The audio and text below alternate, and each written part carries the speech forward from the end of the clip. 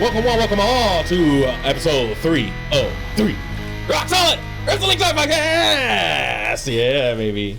Of course. Well, I have with us, till next time, champion Kenny Cornette. Yo. Down on the end. He's going to get his ass kicked, and that's the bottom line, because Buc Nasty said so. Buc Nasty Marcus Johnson on the mic, and of course, Icy already. Rock Solid World's Heavyweight Champion Chico Libre. I got to be up front and center. He'd have put it in front of the AEW title. I understand. Because he said he ain't even gonna wear it today. He just gonna put it in the front. Mm-hmm. Yeah, he's gonna front and center. He's gonna let the belt speak for itself. Yeah. I'll wear it later when I moderate this thing. Y'all heard, but good amount to talk about today, guys. As you can see, probably the last time you guys met up with us, it was me and Chico.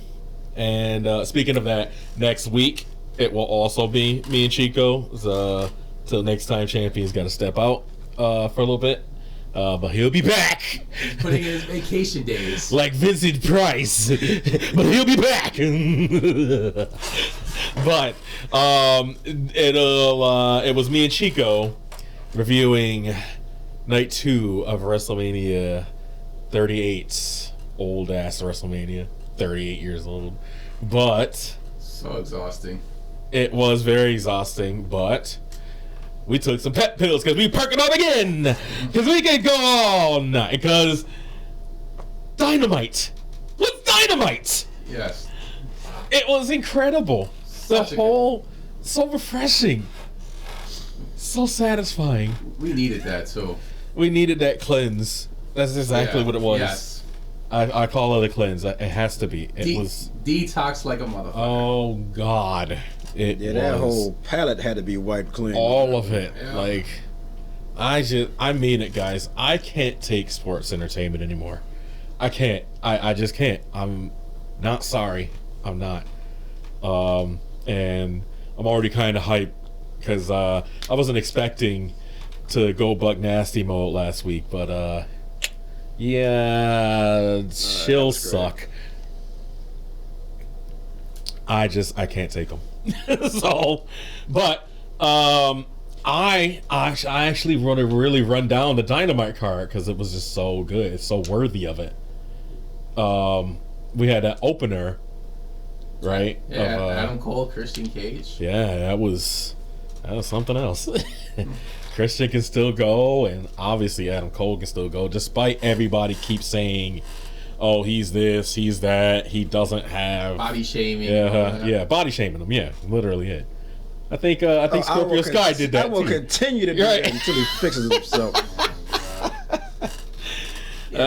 He will continue until Adam Cole reaches for the sky. Ken is the body shamer of this group, whether it's Cole, Jericho. Well, Jericho deserved it at the time, but big fat Jericho. Yeah, he was a big fat fuck.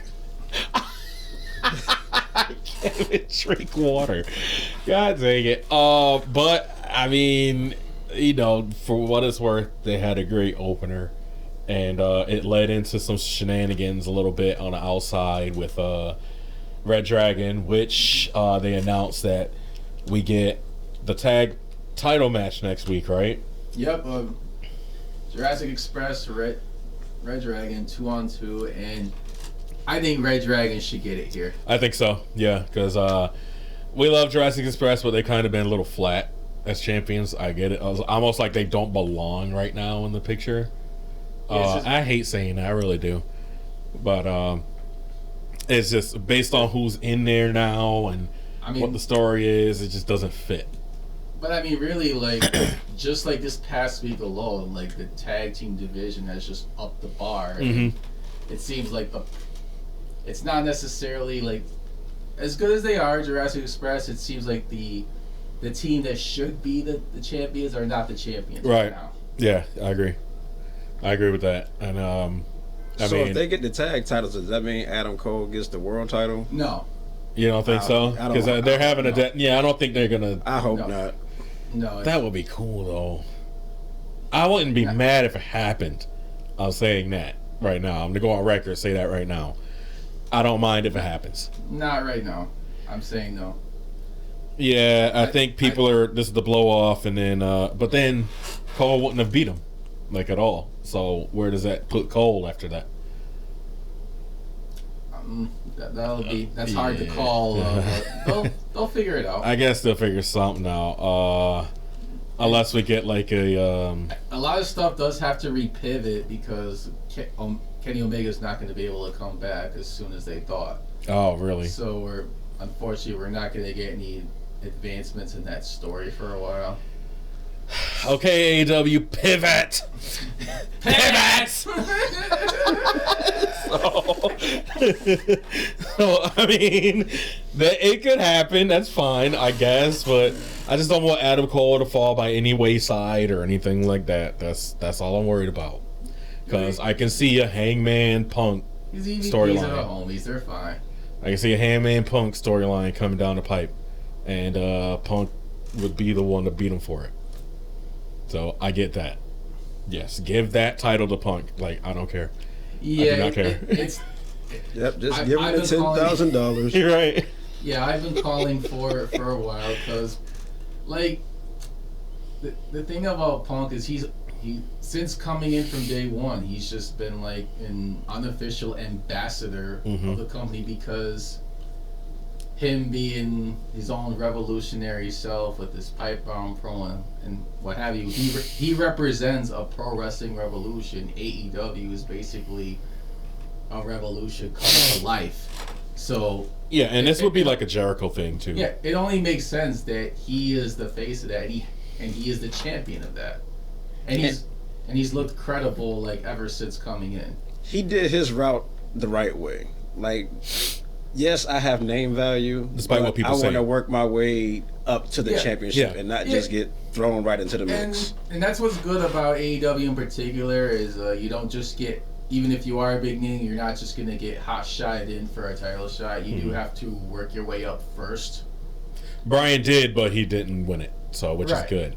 But that was just that was so memorable. Like, yeah, him fighting Omega and stuff like that. That was just so memorable. Now he's doing Blackpool Combat Club and kicking ass. Yeah. So we'll get to that in a minute. But yeah, just give Punk the title, man. Like that's it. Hangman, he's got a lot of fire. Like this past week, it was nice to see it from him actually, because he didn't really exhibit that much fight, but he's getting there. He's getting what he needs to be as a promo or as a as a character itself.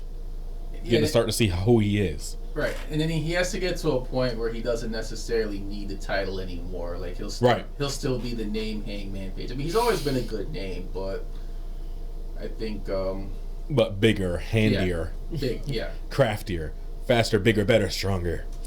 So exactly.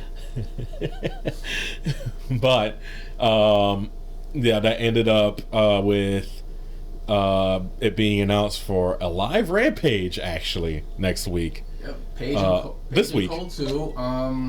It's gonna be live first of all, and a Texas death match. Yes. That's gonna be awesome. Yeah, the last one was a banger. And we better get some blood. Banger too. Right, we better get some blood. Obviously, we will. Yeah. But you have more blood and guts. You have the naysayers out there saying that they're getting tired of too much blood. Yeah, too much blood. They're getting fucking pansies. The Rock Solid World Heavyweight Champion has spoken. Yeah. You're a bunch of pansies. Yeah, don't watch wrestling from back in the day then if this is too much blood. That's what everybody said, like, okay, you didn't watch old ECW then.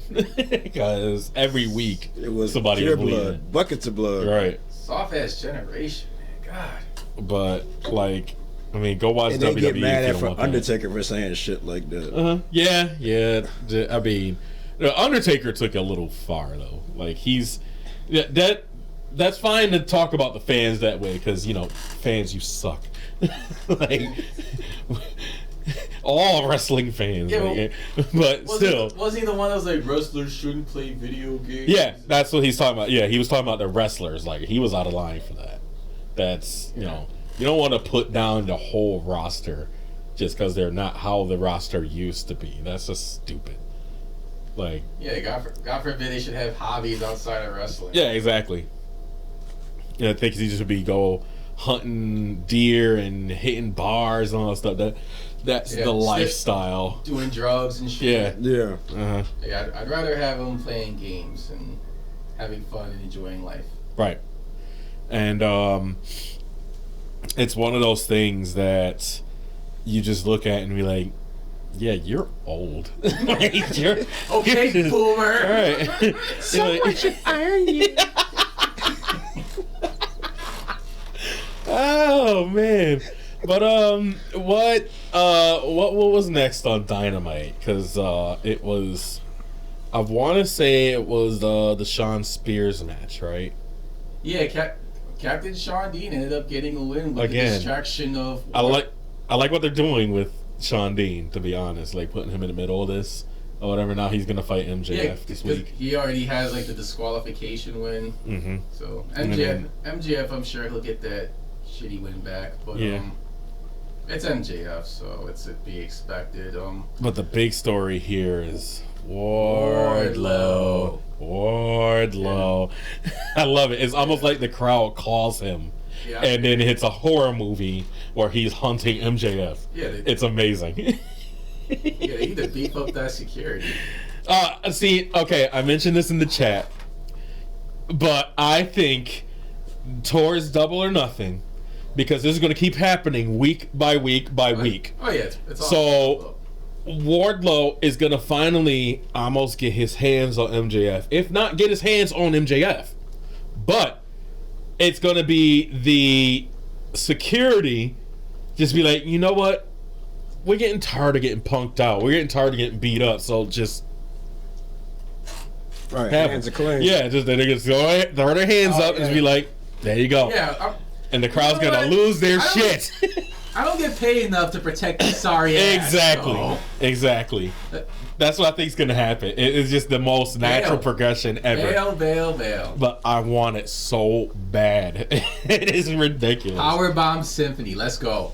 They can even let him get past security, get in the ring or wherever they are, like snatch him by the collar, but not really do too much to him. Yeah. And then somebody like Shawn or somebody can just take him out before the show, before the pay-per-view. Once the cops get to him, that's when he gets subdued, because they can't have the cops looking like geeks. Yeah, I just don't want that happening. As to remember that stupid what was it? Eddie Guerrero was like doing something with Paul Heyman or whatever when he was general manager, and like he put him in the back of a cop car or whatever, and like all I could just imagine is Paul Heyman, you're going to jail or something stupid. I hate that storyline. I hate it. I really do. I can't stand it. Don't do anything like that, please. Like, oh yeah, he's going to jail, but then he gets out in like a day or later that night. They did that with Goldberg before. Yeah, WCW. Don't insult our intelligence like that. Like, we don't need that. Like, just do something creative. I have the utmost confidence that you're going to, so that's fine. But I think, for what it's worth, obviously this is building towards MJF versus Wardlow. Yeah. What do you guys think should be the booking of that match? Like, who's going to go over? It has to be Wardlow. Is it going to continue, or like what? Because MJF is just coming off that loss to Punk, right? So what do we do here? Well, the thing with MJF being such a major heel is he can come up with all types of dastardly means to win. Maybe he does. Yeah. Maybe he does use the ring. I know it's cliche now, but that's kind of his calling card now, though. Yeah, so. He pays him back for it somehow. Maybe he debuts another bodyguard. It's hard to call too, because it seems like the Pinnacle is breaking up. I wanted to touch on that. I'd like for for MJF to still have like some sort of stable, like maybe we get a new Pinnacle. It is possible. Oh, because Sean is mad at him too now, right? Yeah, yeah. That's what I like that they're doing it that way, as in they are. MJF's tiff with Wardlow is causing the other tearing guys to them be apart. Like, fuck you. Like, because their MJF is starting to use them to get in the way, and they're like, fuck, I don't want to be here. I don't want to be in the way. Like, yeah. It's not my fight. It's your fight. Mm-hmm. So why are you putting us in harm's way? You don't care about us. So I like that they're doing it that way. But it could be, at least with Spears, it could be a ploy. You know, like they're faking, like, oh, I'm not on your side, and then out of nowhere, oh, it was a play on line, blah, blah, blah. What? Yeah, because Spears, he doesn't have anything else to do after this. Yeah, no. I mean, he could be a singles, but, I mean, he's going to be like,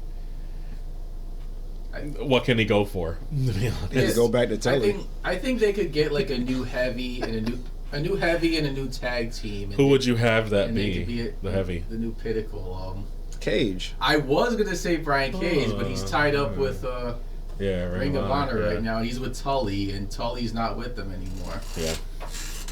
Yeah. So I don't know. I would. Who's out there that can do it? Heel Lee. I was thinking that, but he's doing so well with Starks and Hobbs right now. Yeah, not right now. Maybe Lance Archer. I wouldn't want. No. Because he's not doing shit. He's not doing anything. I love Lance, and he doesn't need Jake the Snake like that. I really feel like he fits Japan more than AEW right now, and that's cool. You know, just because of the competition being so deep. Yeah, I'd say that. I'd definitely say that. I like him though. I don't know if I can. Me being a booker or whatever of sorts. I just looking at the landscape right now. I just don't see room for him right now.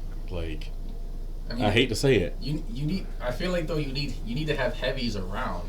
Yeah, but for what though? Like, what about a Camarado project? Oh, Nick. Ew. I mean, he does have the size. He is good, but I don't. With that, I'm just talking about size. Fuck the skill, just the size. Yeah. Speaking of which, bring a go-go in. Get him up. That could be something for him. True. Maybe something for a go-go, like to get under MJF's wing. Come on, like that'd be nice. I'm not just saying that because I'm a go-go fan, but. Yeah, you're still marking out for him. Man. For whatever reason. He's got a good look. I mean, y'all speaking of looks, that's as good as it gets right there. But yeah, I could see that happening. Like, that'd be kind of cool. They're both kind of green-ish. Wardlow's not that green. He's been on the indies for a while, so like even before AEW, he was a big deal in his indie promotion. But a go-go, like they're kind of green-ish themselves. So I mean, they could come up together. They could do something. Get, like you said, MJF get a new heavy. A go-go could fit that very well. That's what I think. But who would be the tag team? They do have plenty of tag teams to choose from. Yeah. He does have history with... This should be the easy part. He does have history with Butcher and Blade, but they're tied up right now. God, I love their look. I really do. Like, man. They're like... Yeah, they're not that tied up, though. But then again, they're still with the AHF or whatever. Yeah, all they do is, like, just switch team leaders. Yeah, I don't like that. Like, that needs to die. From Kingston to Matt Hardy to... Why did they not put Lucha Bros with Andrade? Like, and I'm not just saying that just because, their heritage or whatever, but come on. Could you imagine? Like, if they were going to usurp any leader, it should have been Pac. They should have had a rivalry. They had a rivalry, and they didn't do anything with it. Well, no, we still just blew right past that one. Well, we still got to get the... put this out there. There's a trios title tournament coming up at some point. Okay. It's not confirmed, but it's confirmed. Let's say that. And I feel like that triangle has to be a part of that. There's unfinished business there. I just don't. I've never been a fan of. I love Pac. Don't get me wrong, but him joining up with those two just seems so out of place. Like it's always seems so out of place to me, and it's just like, ugh, like, stop. It was not necessary. That's the thing. They haven't really reached their full potential as a trios yet. I guess. I mean, but then again, you know, like they keep getting injured. Wasn't Penta injured first, and then now Phoenix is out. Yeah. And Pac was injured as well for a while. So like, or having troubles with his visa or something like that. Yeah, that sounds about more right. But moving on here. What was next on the card? Quick note to bring up. We didn't have any CM Punk this week. And that show was that hot. Oh, that's so, right. Think about that. Yeah, no. The more you know. No semblance of him, like, at all. Like, to the point where he even went to Twitter and was like, yo, somebody wrestle me next week. Like, for real. Anybody except Eddie Kingston. Because that's, same energy. It's on site. Yeah, see?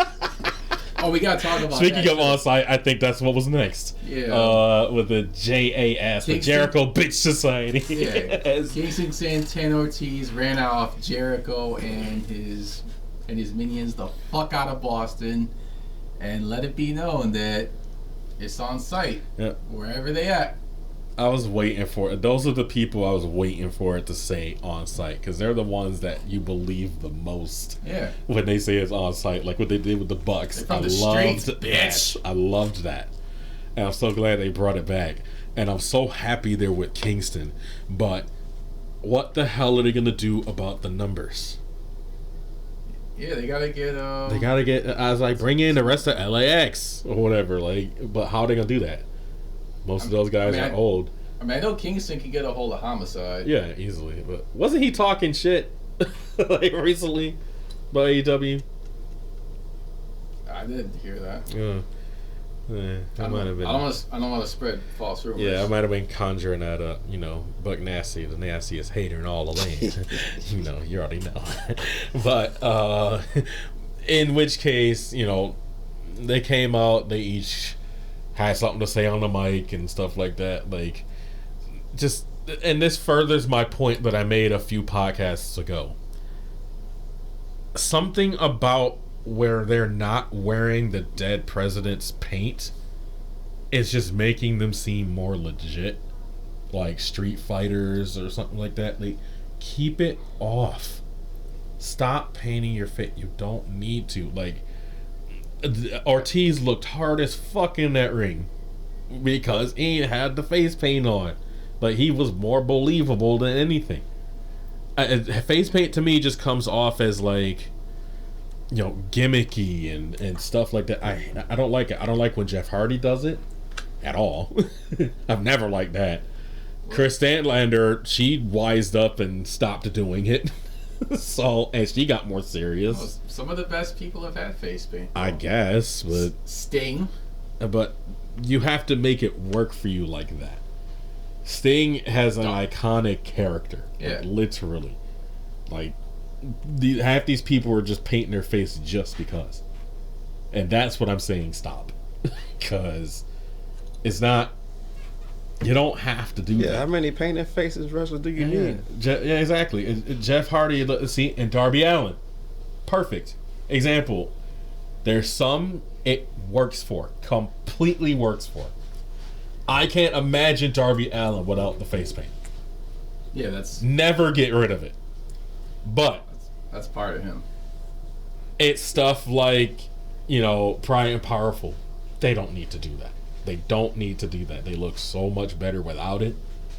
And they convey a sense of real when they're without it. So just keep it gone. Jeff Hardy. He looks way better without the face paint on. Like basically just that's some WWE shit. Just have them come as they were like when they were in Impact. Yes, yeah, exactly it. They don't need to do that. It's just it puts them in a light of gimmicky, and I don't like that. I want them to be how they are now in matches. Like, just don't why? There's no point. Yeah, I don't know if that changes or not. I guess we'll see this week when they face Jericho and Garcia. Yeah, it's a 6-man coming. So, which is good. If I do see the face paint, I'm gonna laugh. I'm pretty sure just because I just made a big stink about it, like, come on, you didn't do what you wanted, Marcus. Oh, you know me, I'm gonna be mad over here. Huh? Why are they wearing the face paint? Fuck face paint. Which now, speaking of that, I can't even say it anymore. I can't say fuck Wheeler Yuta anymore. Well, I mean, that's Rampage, but we can jump into it now. This is upsetting. Because I wanted to hate you so bad, and now I can't. That's literally it. Like, god damn it. Like, you got yourself over. Fuck. Just change your tights. Change your tights. Stay as far away from the best friends as possible. Like, I like that promo they did on Dynamite. That's why I'm bringing it up. Yeah, okay. Because that led into the match. Yeah, they where Chuck is trying to be sympathetic or whatever. He's trying to be middleman. Yuta's still he's starting to get pissed off at Chuck as well. But Trent, my boy, is stepping to him. Like, I never liked you. Like, I want to whoop your ass. No, you're just stepping right back though. I like you either, bitch. Well, yeah, he said, yeah, but see, nobody told him to come and get in there, at all. Like, that's your problem. You did that. Okay. That's why I always say fuck Wheeler Yuta, because you were trying to take over from my boy Trent, and that ain't happening. If nobody ever knew the basis of which that started, that's why it started. You don't take over from my boy Trent. No, sorry, you're not a best friend. No, it was Chuck Taylor that helped brought him in. But I'm never gonna say fuck Chuck Taylor. No. Because that's super sexy Chucky T, baby. Yeah. So, and obviously Orange Cassidy, he's never gonna be. But whatever. It is dope though. Just seeing how far Yuta has come. Yeah, the trajectory. He was just like a background guy for so long. In a 3-week time frame though. Yeah. They turned him into a star. They turned him completely around. I don't know how they did that. That's what happens when Brian just puts his names out there. Yep. That was Brian's doing. Oh yeah. It's almost like a Drew Gulak thing, but done right. Because they didn't do it right in WWE. And he can do this I forgot. Regal said, I read something somewhere where it's he was thinking about he was done. Retiring and going home. He was finished. Like that. And then Brian called him. And the rest is history. So, yeah, come on, Regal. You still got more rubs left to give. That's cool, man. I like it. I like it a lot. So now Blackpool Combat Club has one more member after a really great match with Moxley and Yuta. Yeah, and that was on Rampage because that was that was a star-making match for Wheeler Yuta. Yuta just would not quit. He kicked out of a couple paradigm shifts. And I thought the second one was a Death Rider. Because he lifted him up, but he didn't lift him high enough. He still kicked out of that. Yeah, he kicked out of it. Moxley had to choke him out, and he had to pass out. He wouldn't quit on his own. It was Yuta had his Austin moment. Kind of reminiscent of Austin from Mania 13. They did the sharpshooter spot. Yeah, that was some great fucking storytelling. That's what that was. Yeah. That's a brain tumor. That's what that is.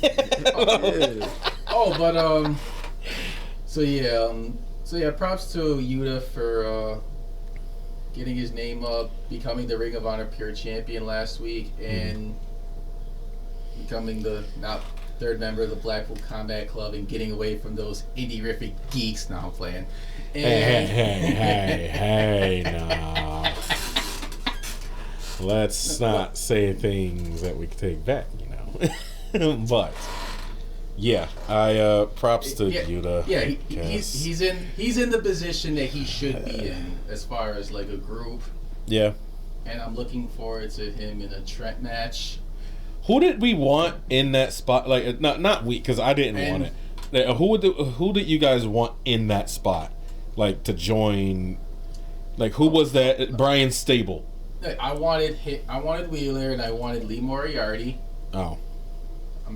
That should happen. We wanted Daniel Garcia, but Jericho snatched him up. Yeah. And of course, Jericho snatched him up. Because he got to pull him down. You got to pull him down. Oh, he's not. Hey, man, I helped you get a car. You got a car accident. I mean, he's making him look like Ross from Friends with the blue hat. Yeah, that was funny. You have potential. Or Triple H in the in this group in the early 2000s or whatever with the freaking the My Time period. Yeah, well, he is a sports entertainer now. So Shad Gaspard. Oh goodness, they're Ministainers, Chico. They're Ministainers. There's no one better. There's no one greater. But moving on here, can we talk about? Hold on though, Samoa Joe. That's where I was going. Okay. That's exactly where I was going. Just cut him off, dude. Samoa Joe, come on! Like it's amazing how much of a reaction he can get. And what's funny is that pop was so loud, and I realized why it was so loud because not a whole lot of people. Well, a lot of people did order. Ring of Honor, but 20,000 buys. They weren't like most people weren't like that were there in that building. They were just like, holy shit! Yeah, I forgot. Yeah, he's actually in AEW. like he's elite. He's here now. So, like that. Joe was feeling that when he came up. I wish I could play the clip for y'all, but I don't want to strike. I don't want to be taken down, but. He has no restrictions either. Yeah, Joe is going to be Joe again, and it's going to to be fantastic. Mm-hmm. And the Muscle Buster, everything. Got that back.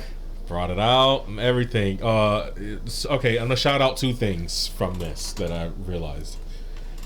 Shout out to Platinum X. Oh, yeah. Because he's really finding his place. Like, both of them are, Bowens and Platinum. Everyone loves the Acclaim. Yeah, I'm a lover. I love those guys. I really do. Like, they're good. They're a good act. And I also want to take the time to shout out, from The Rock, shout out the Boston crowd. Because they made Dynamite so hot. It's ridiculous. They got all night long. They were spoiled this week. Yeah, true. But they were hot for every bit of it. Yeah, it was a very good crowd. That's one of the best crowds I've seen in a while. So even though the Red Sox suck and the Yankees rule. Yeah. Yankees rule all. There y'all go. We just said it. Y'all know where we at. Yeah. Come get some. Come get a taste. But yeah, I had to shout them out because that whole thing, like I said, that pop, his song, everything. His song is my ringtone. Like, of course, it's an instant hit. Like, it's so good. And it just adds to everything he has. I've been a staunch believer in that. Got the Godzilla roar in there in the beginning. He always likes that.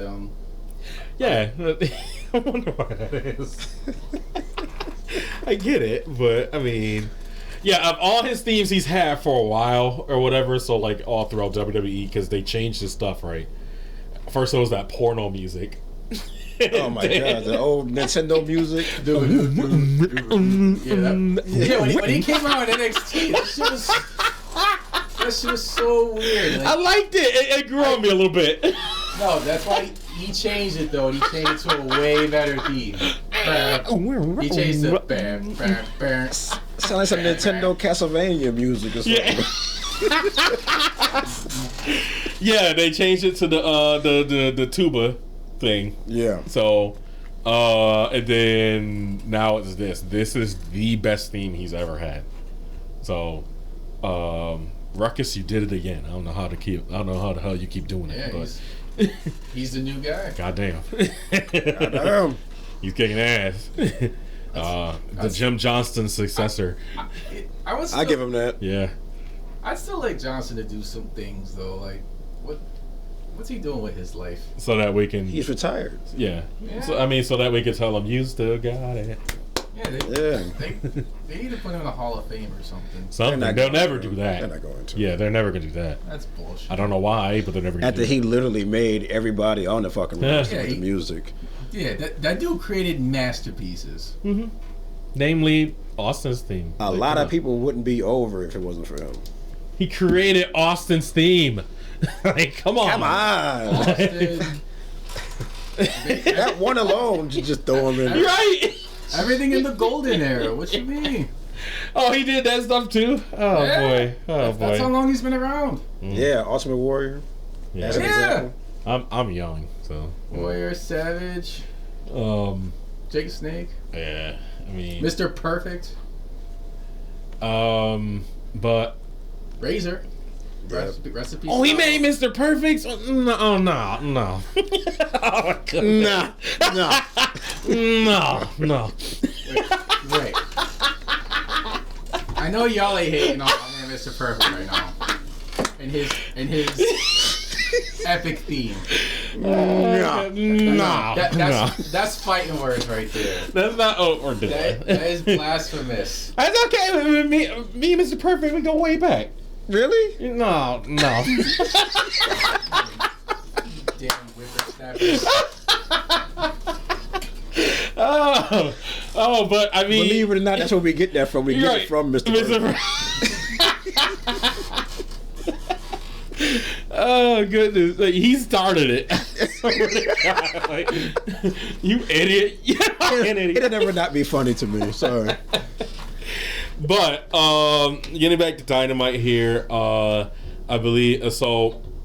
We got before we get to actually, we got to put that on the screen. Oh no. Wait a minute. Let's listen to it. No. Oh, it's good shit. I'm sorry. Chico's just sitting here like, Wait, what you guys talking about? Oh, we do that a lot. We just have inside jokes for no reason. Don't worry about it. But you'll get every time on this damn show. Before we get to the obvious thing we want to talk about, yeah, we barely scratched the surface. We're running through it. We're getting through it. Just the women's division, because we had a qualifier, right, for, between what was it, Sheeta and Julia. Yes. First of all, before we get to what you want to talk about, I want to shout Julia out.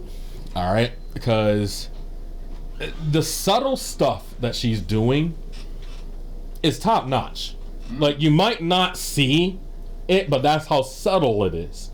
Like her sending the Hollywood Blondes to the back, you could see just a little bit of her eye crackling under the thing. It's her left one, right? Yeah, her and then her demeanor, obviously, like she's turning kind of heelish or whatever. And then a few weeks before this week, where she was sitting on the stairs, not even paying attention to the match. It was just nice that the framing, I was enchanted. It was just, it's one of those things where it's just like the subtleties it's making me want it to pay off. Like I'm like looking at it like, okay. You want to see what happens next. Yeah, exactly. The same thing's kind of happening with Kip Sabian because you keep seeing him pop up in the crowd. That's not the same. No, I mean with the details and stuff like that. I want to see where it's going. Ooh, that's what I'm saying. He's a big over his head. Oh my god. That's a box. He's got a box on his head. Oh, excuse me, all the he's a Minecraft character. Yeah, pretty much. But no, I want to see what he's gonna do with it. Out here, just like Awesome-O. He's gonna come back. He's gonna look a lot different, stuff like that. I am Awesome-O. What people forget about Kip Sabian is that he can go. Like, there's a reason he's not fired yet or anything. So, everybody else. He did win the first singles match. Yeah. So I mean, Kip can go, like, and I want to see that. What the hell? Okay. But his wife is more over than him, though, and that's just really sad. Who? Penelope? Yeah. Penelope. Actually, Penelope. I think him and her would be good for Ring of Honor, honestly. Yeah, I can see that. Yeah, but getting back, I feel like he needs more development, and I think that's why they're sitting on him for so long. Yeah.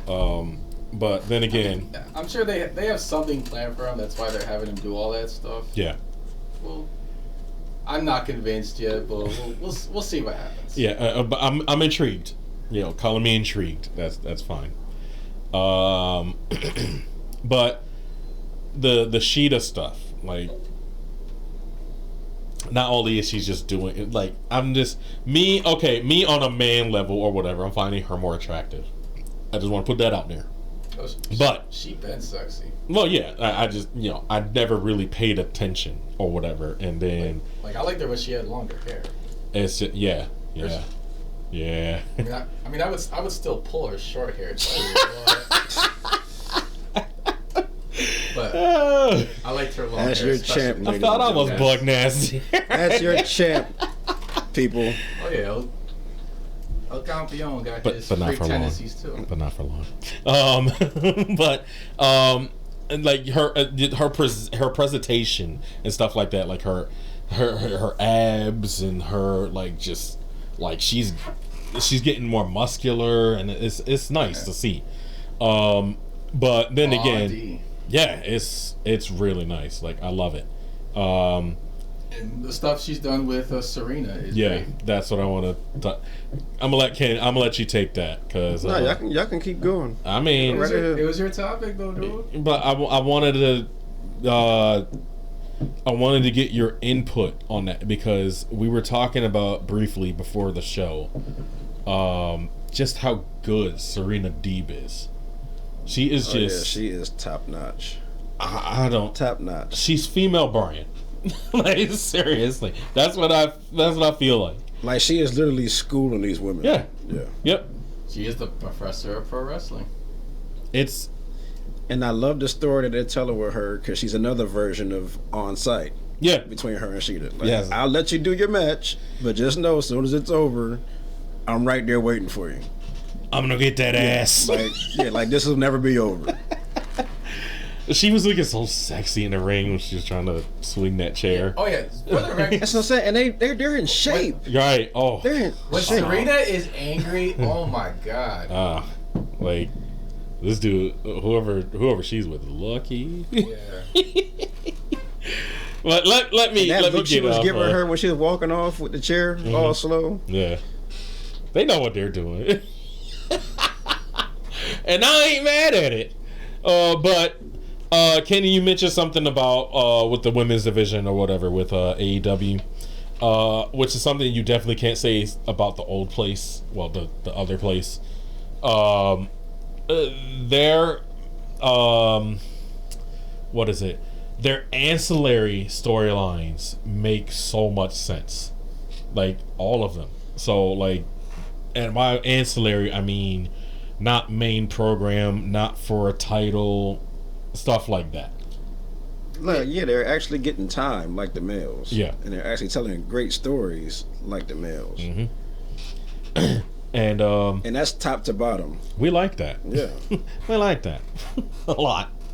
I like it a lot. And that's one of the things that is just, if you've never watched AEW before, know that you're gonna be entertained in every single corner of the show, every segment, because something leads to something else all the time.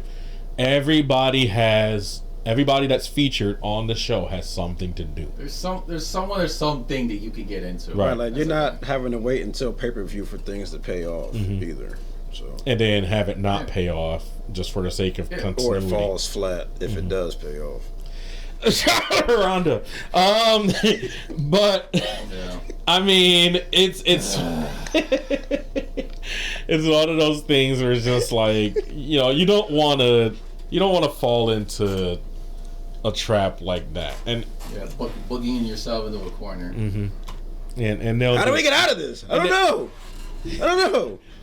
AEW is always the one like, oh, okay, where you think they're in the corner, they get out of it, but then WWE side, they're just sitting there, help, I'm in a nutshell. How did I get into this nutshell? What sort of nut has a shell like this? This is crazy. Look at you. I just don't get it. Like, what is wrong with WWE, man? Like, a lot of stuff happened over there. They've been changing names. They've been firing people. They've been booking Cody. And that's another thing, too. Like, you guys had a hot weekend. And then you went back to square one. Hot for them. Hot for them.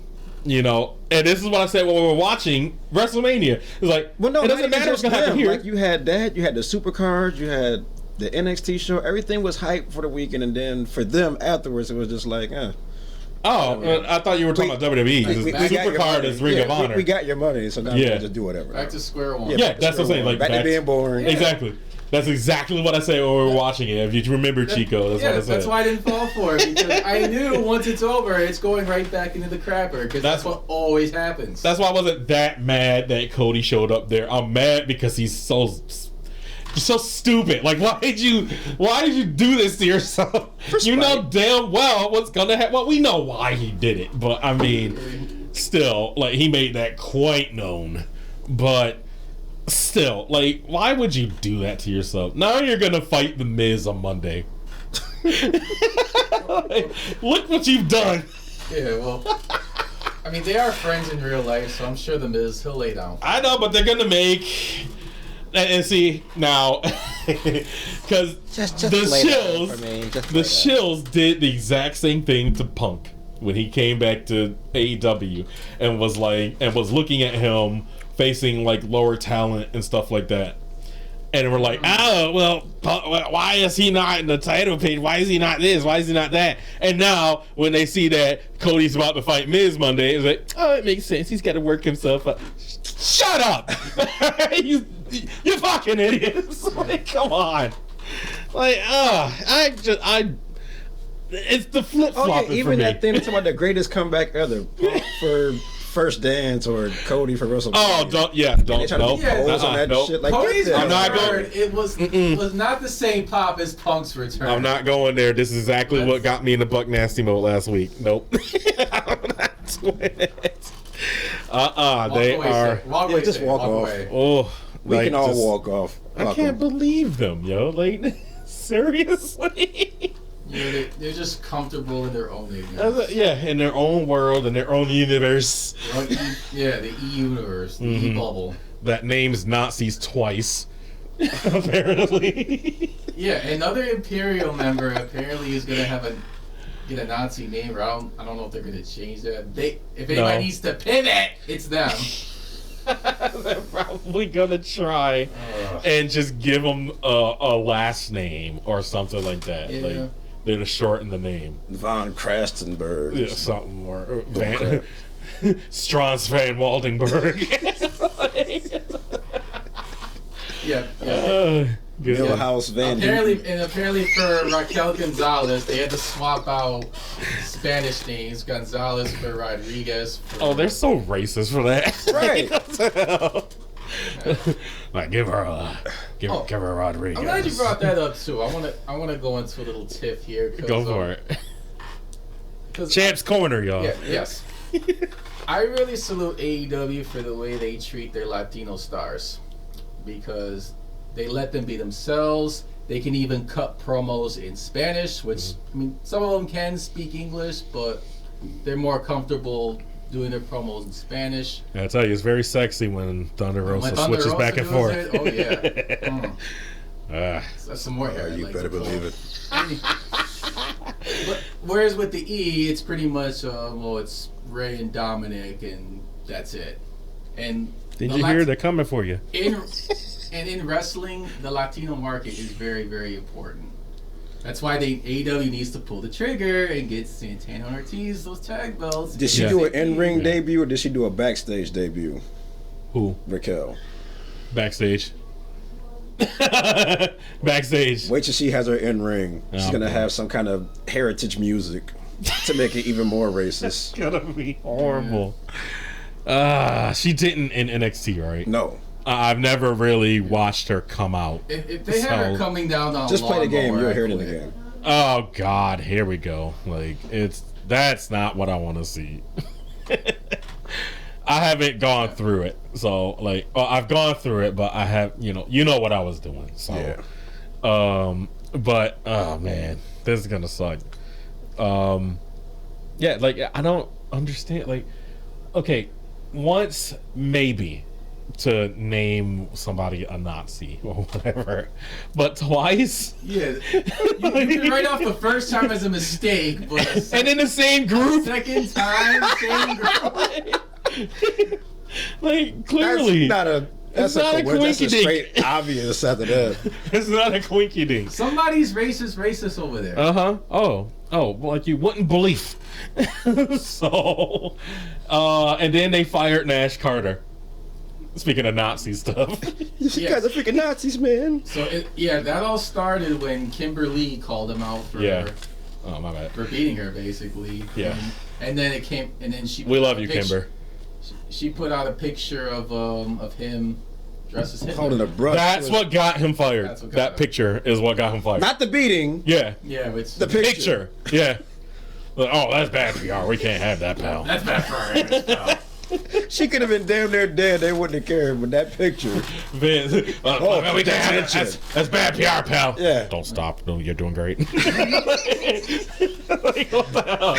Damn it, Vince. Keep up your dirty sinful business. Don't stop the music. But it's... man. But then they vacated the NXT tag titles because of it. And now they got a little tournament now. Oh, they do? I think. I hope not. And they're probably, and Ken said they're probably going to change the color scheme. Yeah, like the other belts. They ruined those belts. I don't know how they're doing that though. It looks kind of cool, I guess. What? But no. Just how it's blended into the background of the belt, the style of the belt. Throw Kurt back on the TV. Nah. No. But I mean, okay. It's not that I approve. It's just that it's creative to me. I haven't seen anything like that. So that's what I'm getting at. I'm not really congratulating them. If anything, it's the belt maker. We all know that it's not going to stay that way for long. They're going to do NXT 3.0. Of course. What do you do after that? It's going to be silver and black. Mr. Black. They can just take that shit off of USA Network. Yeah. Yeah. But in which case, so one more thing I want to talk about before we get down to the nitty gritty. The most important thing. Oh, right? The most important thing. FTR and the Bucks. 2 Electric Boogaloo. Killed it. They killed it. Okay. How do they keep doing this? Before we start, I have to pull the same thing that Buck just did a few minutes ago. Young Bucks, you officially have my respect. Yes! Oh! Yes! Oh, wow! Oh, my. Oh, wow. That, yeah. Wow. Nice job, boys. Nice job. Oh, my goodness. Oh, because FTR went over. That's why. No, it's not even that. They showed me that they can do a lot more than just the flippy shit. Flippity flips. Yeah. Flippity flops. Smitty bebop. Oh, man. The soft, dark, and flippity flips. Yeah, you have a new fan in me now. Good. That's wonderful to hear. It is. That took a lot to say. They deserve it. They deserve it. They deserve it. See, you. Wow, you guys are coming around. Yeah. A lot of things. Yeah. I guess we're coming along. But I mean, although he did it like a rip-off 3MB Drew McIntyre. Who's that, Nick?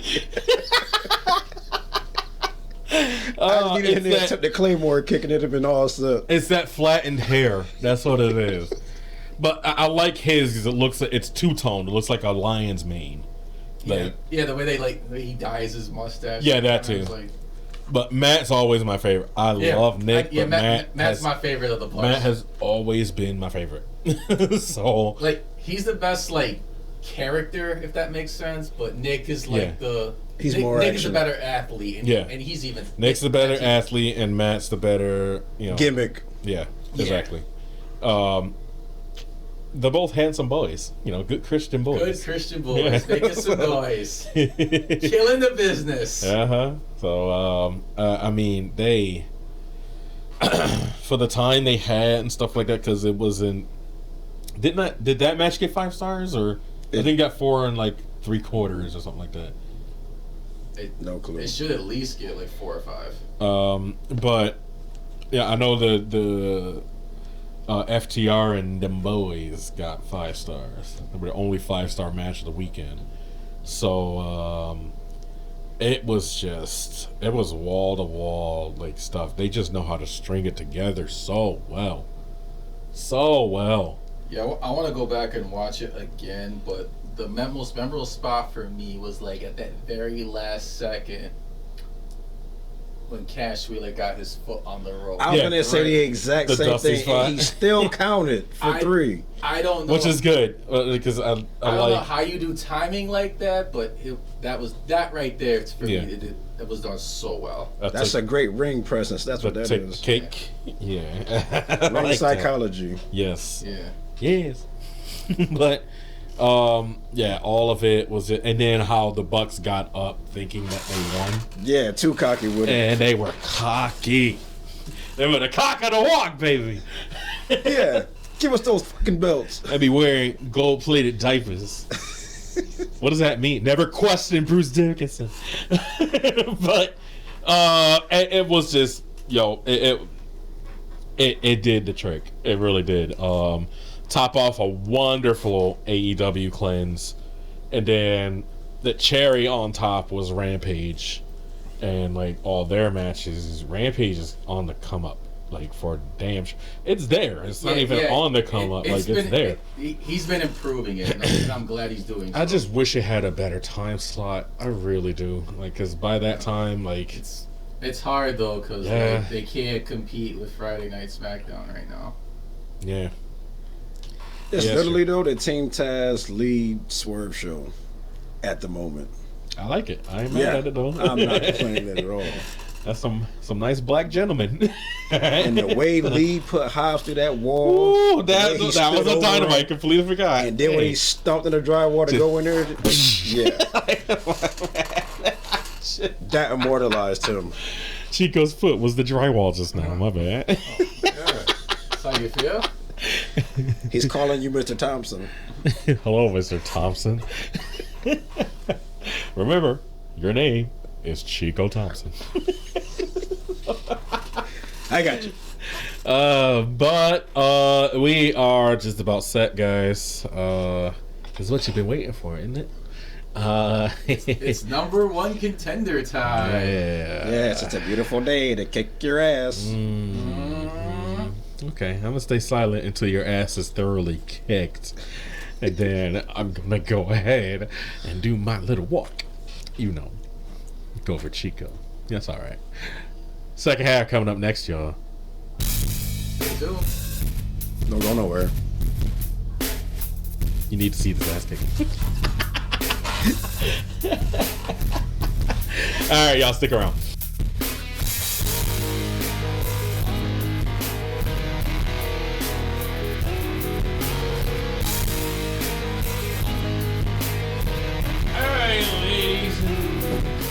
Gentle germs. Welcome back to Rock Solid Wrestling Talk Podcast. We are all set to get this #1 contender match in the books, you know. So I'm gonna turn it over to Chico because right now, for Kenny, you better believe it's a pattern. Yep, it is. This is El Campion's choice for #1 contenders match. And at this point, there's been enough talk. It's time for the main event. So this is my questionnaire I've come up with myself. I call it Intercontinental Club. Internet Continental Club. He's a former Internet Continental Champion. Oh yeah, shout out to Matt Cardona for being the Internet Champion all those years ago. Yeah, we ain't shouting Bischoff out. Right. Making fun of Bischoff. Fuck Eric. Eric Bischoff. Yeah, bitch off. Yeah, you did Eric Ishii in disguise. Sleazy E. What? Alright, so. Take it away. So these questions are multiple choice. There's 20 of them, all involving the Intercontinental title. However, keep in mind, 15 of those will be for the WWE Intercontinental title. 5 of them will be for the IWGP Intercontinental title. Go with. So without further ado, let's get started. I give you. You got a tally sheet? The candy lineup. Yep, I'll do it right here. Okay. Alright, so. First question. We'll start easy, which I believe should be easy. Oh boy, oh boy, oh boy. Who was the very first WWE Intercontinental Champion? Was it A, Don Muraco, B, Pedro Morales, C, Pat Patterson, or D, Randy Savage?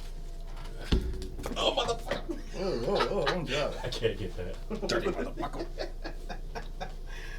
This chair's too high up. And I see both of you guys are correct. It is C, Pat Patterson. That's what we said. That's what we said. Yeah. Very, very good, gentlemen. Ooh, all right. Nice. You little liar. All right, question 2. Who has the most consecutive Intercontinental title reigns in the WWE? Is it A, Bret Hart, B, Shawn Michaels, C, Chris Jericho, or D, Randy Orton? What do you mean consecutive? Like how many reigns that they've had? Oh, see, that threw me off. Say him again? The choices? Yeah. Yeah. A, Bret Hart, B, Shawn Michaels, C, Chris Jericho, or D, Randy Orton.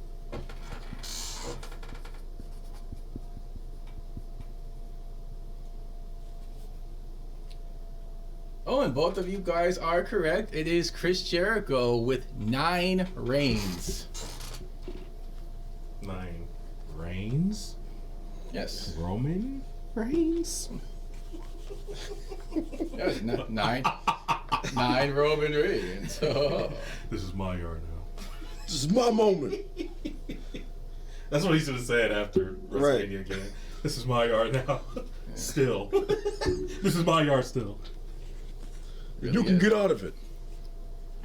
Alright, question 3. Who is the longest reigning Intercontinental Champion in history? A, Randy Savage, B, Bret Hart, C, Shawn Michaels, or D, the Honky Tonk Man?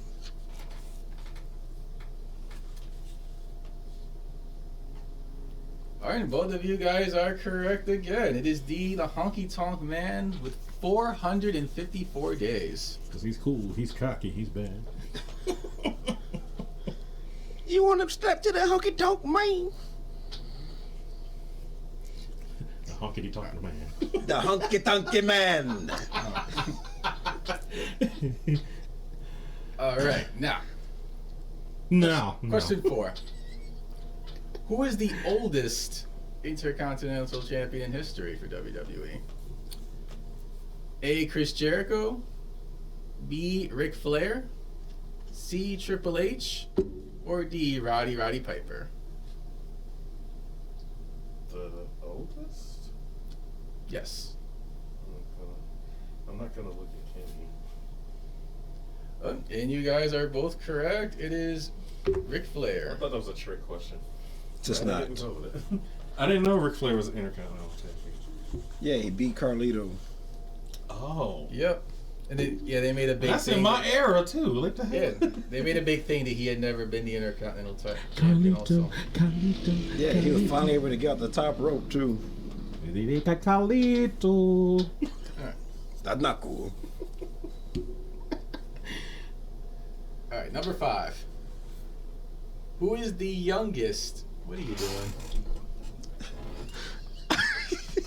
That's unfair.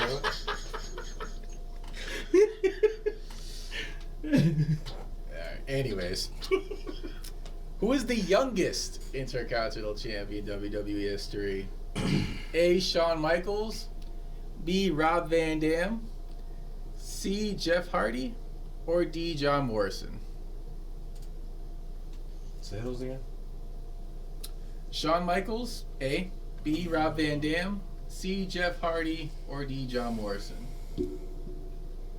Damn it. I want to say who. What color are those red fire trucks? Come on, don't do me wrong here. I gotta see your answer. What's your answer, Marcus? Alright, so Kenny is correct, Marcus Morrison, is not. It's Morrison. It is Jeff Hardy. What? He's the youngest. He was 23 when he won his first Intercontinental Championship. I didn't know that. See? Alright, let me update the score. He's Krusty Krab. Not that fine, boy. He's spending me money. Standing at the concession. This is the most important belt in history. If you don't know all these answers, it's not Peter Doone's fault, it's your fault. No, it's Peter Doone's fault. Because you got to get to the jumper. Number 6. How many pay-per-views has the Intercontinental title for WWE been defended in the main event? 5, 6, 7, or 8? No way I'm gonna know that one. Yeah, you gotta have some brain busters in there.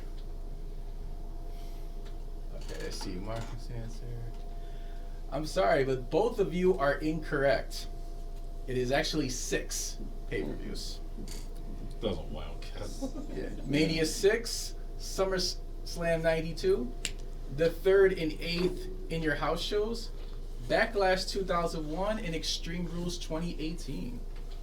Okay. All right, now going back to the golden era here. Wait a minute. What happened to No Mercy? No Mercy. Yeah. Yeah, when they got absorbed into the World Heavyweight Championship against Triple H.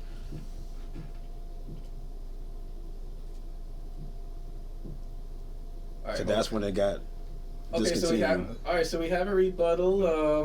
That would put it at We'll 7. have to do a review.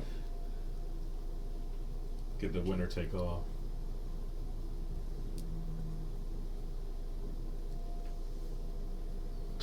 What'd you put? I said 5. Oh.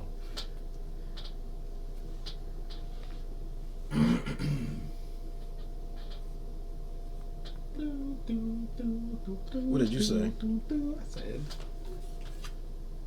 7? Yeah. Oh, then that would be correct. That was the case. Okay. Go on, get to him. Go. Yeah, go on, get to him.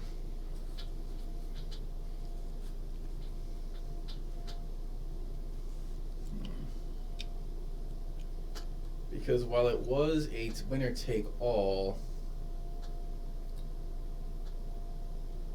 it was the world title being unified with the Intercontinental title, so it wasn't. It was just becoming part of the world title. Let me review. You say in the main event, right? No, Whoever won would have won both of them. No, I get what he's saying. Because it was going defunct, so... Yeah, you can't have that. Leave it as it is. You can't have that. So yeah, because it was a title unification match. Unfortunately, that does not count. that does not count. It's in the main event, but I'll let go. It does not count. That's cool. I'm sorry. So even if Kane did win the world title, the Intercontinental title was no more. Exactly.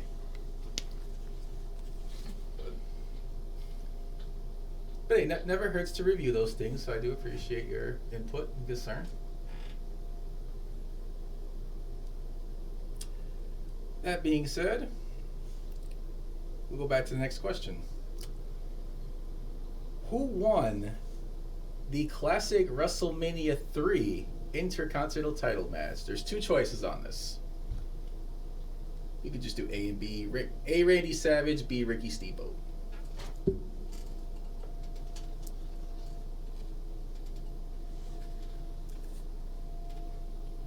Okay, both of you guys are correct. It was Ricky Steamboat.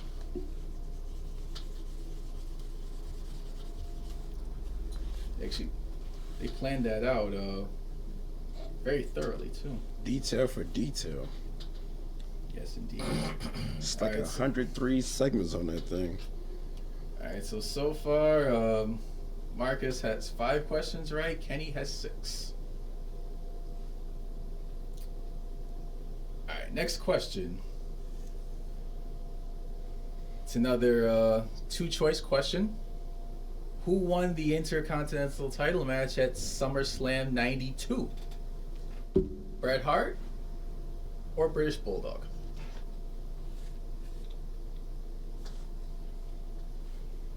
Alright, both of you guys are correct again. It was British Bulldog.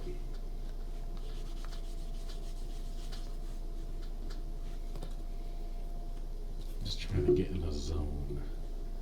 So, stare directly down the camera. Okay, next question. Chyna was the only female to become Intercontinental Champion. Who did she beat to win that title? Was it A, Chris Jericho, B, Eddie Guerrero, C, Mark Henry, or D, Jeff Jarrett?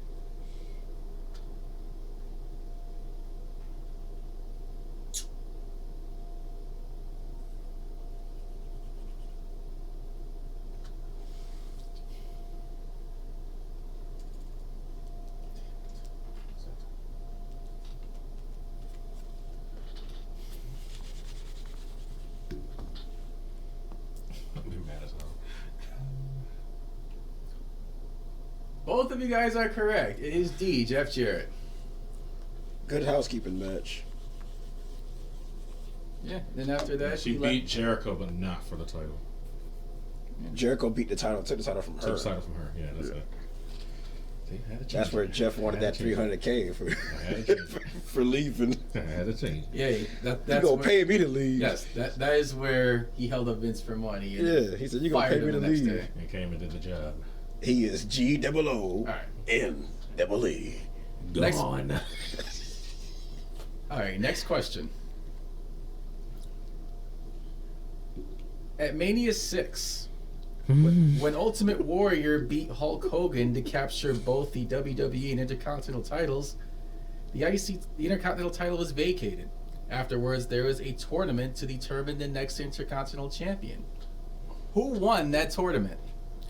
Was it A, Randy Savage, B, Bret Hart, C, Shawn Michaels, or D, Mr. Perfect?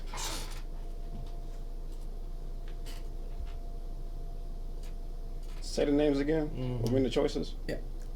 A, Randy Savage, B, Bret Hart, C, Shawn Michaels, or D, Mr. Perfect? I think that's wrong. Let's stick with it though. Damn it. I don't remember this. I think I'm confusing it with something else. Wait, say the names again. What's the choices again? One more time. Yep. A, Randy Savage, B, Bret Hart, C, Shawn Michaels, or D, Mr. Perfect? What year was this? WrestleMania 6.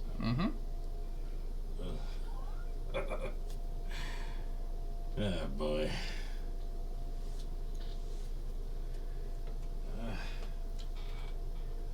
I am sorry, but both of you are incorrect. It was actually D, Mr. Perfect. No. He was No. He was champion? What the hell? Oh, yes, one of their best ones they ever had. thinking of WWE title. He's never had that. Yeah, he's one of the ones who probably should have gotten it at some point, but never did. That's like, no. Yeah, when you doped up, they ain't giving you shit. Yeah. Unfortunately. All right, next question. These chairs suck. I need better chairs. What the hell? How many Intercontinental title matches did The Rock and Triple H have? Oh, no. This is a number question. 1, 2, 3, or 4?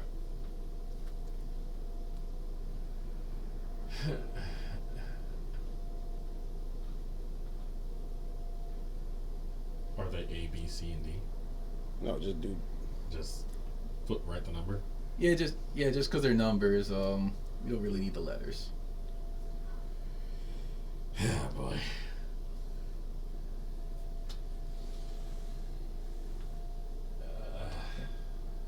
Ooh, I'm sorry, but both of you are incorrect. It's actually 4. I knew it. I was about to put it. Raw, February 13th, 1997. In Your House Final 4.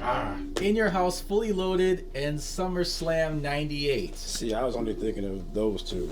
The last I didn't two. know specifics on that. I just knew they. I'm thinking of the beginning of No Mercy. Because I know they also had it was European versus Intercontinental title for title match. They just switched over. Oh, they switched titles. Yeah. All right, so next question is, who won the Intercontinental title ladder match at WrestleMania 10?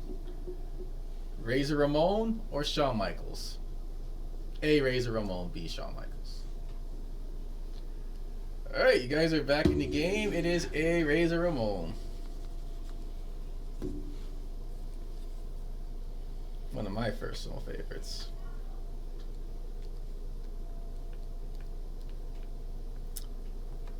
Alright. And next question will be, who won the Intercontinental title ladder match at SummerSlam 95? A, Razor Ramon or B, Shawn Michaels?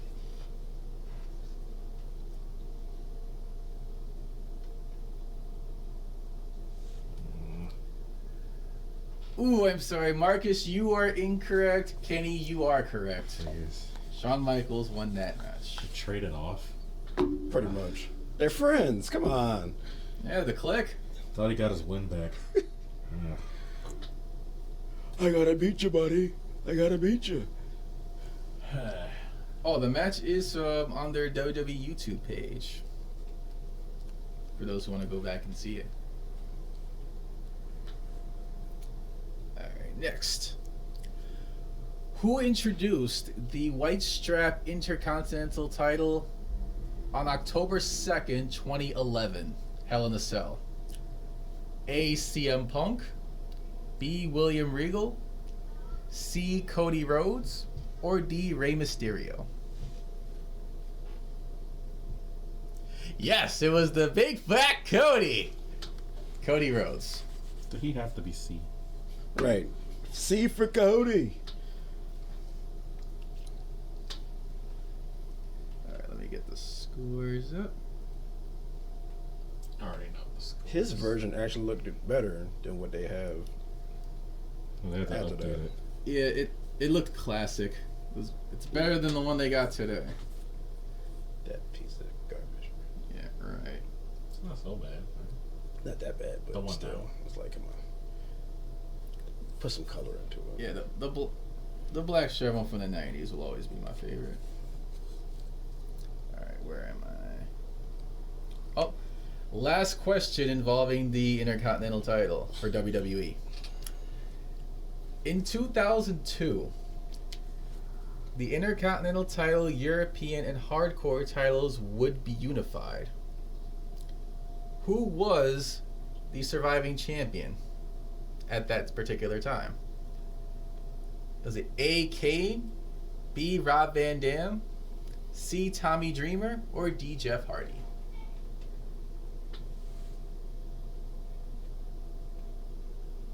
The Intercontinental, Right, European, I'm and Hardcore I'm title? confused. Yes. Would be unified? Yes. It didn't, not all at once though. Like at first, European Hardcore got unified, and then Intercontinental and that one got unified. Is it NO2? Yes. Say the names again. I'm still trying to. Alright. A. Kane, B. Rob Van Dam, C. Tommy Dreamer, or D. Jeff Hardy? I'm going to go out on a limb here. He better not screw me again. I swear to God.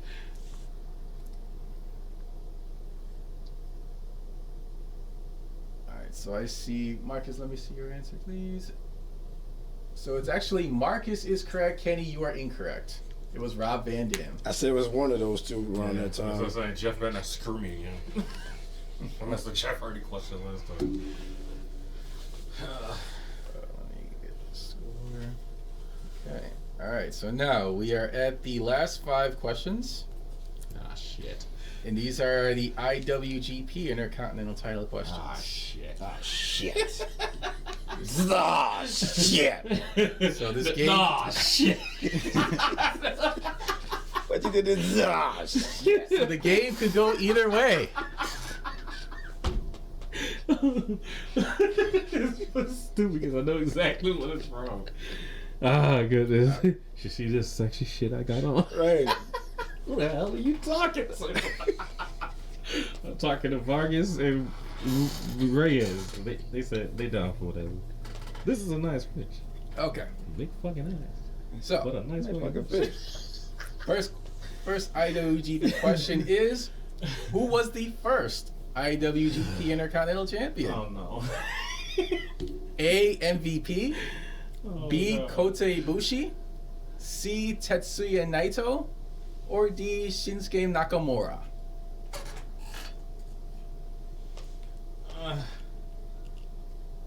So Kenny, you are correct. Marcus, you are What? not. Who was it? MVP was the MVP? first IWGP Intercontinental title Yeah, champion. Yes. I didn't know he was over there. Yeah. It was back in 2011. Yeah, no. I didn't. No. Nah. No. I didn't know that at all.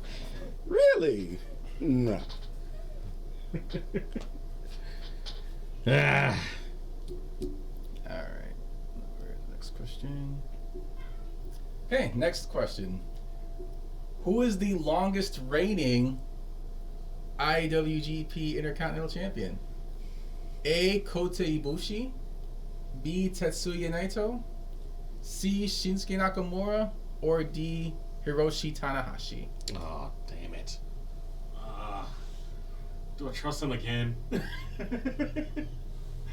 And both of you are correct. It is Shinsuke Nakamura with 313 days.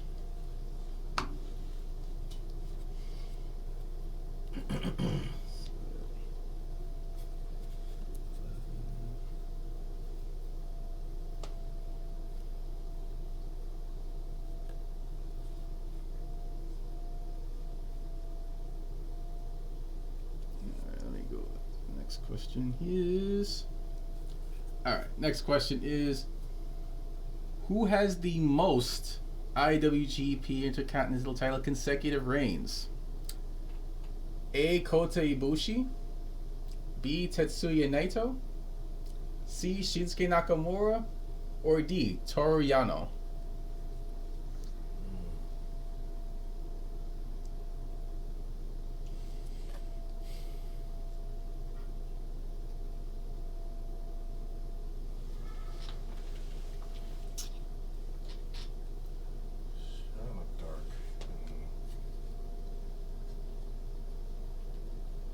And both of you are correct. It is Tetsuya Naito with 6 reigns.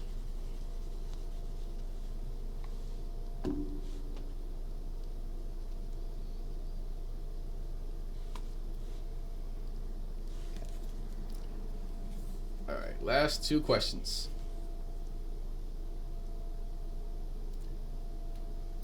Who is the oldest IWGP Intercontinental Champion in history? A. Toru Yano, B. Tetsuya Naito, C. Minoru Suzuki, or D. Hiroki Goto?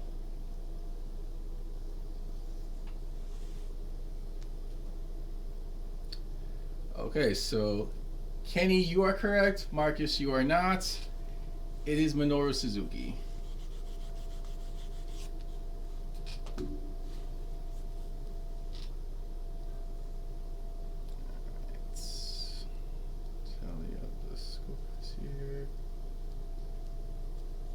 Alright, final question. Simply put, who is the final IWGP Intercontinental Champion? Is it Kazuchika Okada? B. Kota Ibushi? C. Tetsuya Naito? Or D. Will Ospreay?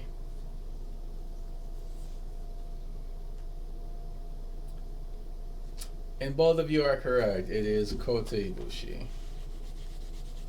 You know more than you know with Japan. Huh? You know more than you know with Japan. Alright, so that has been this edition of Intercontinental Club. So now we will announce the winner. With a score of 16-13, it is going to be you and me, part 3. Oh, you gotta announce Ken, because it is Ken Cornette has won Intercontinental.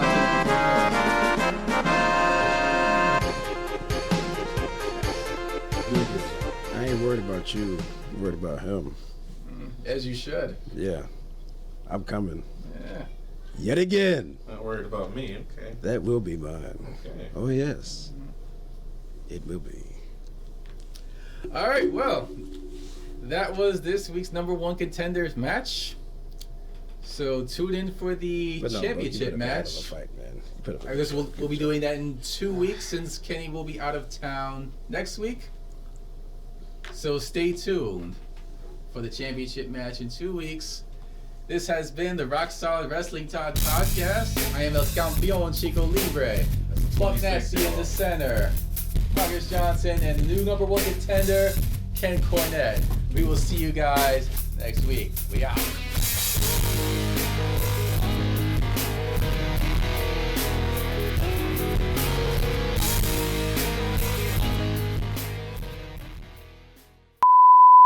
What? I need a clapboard.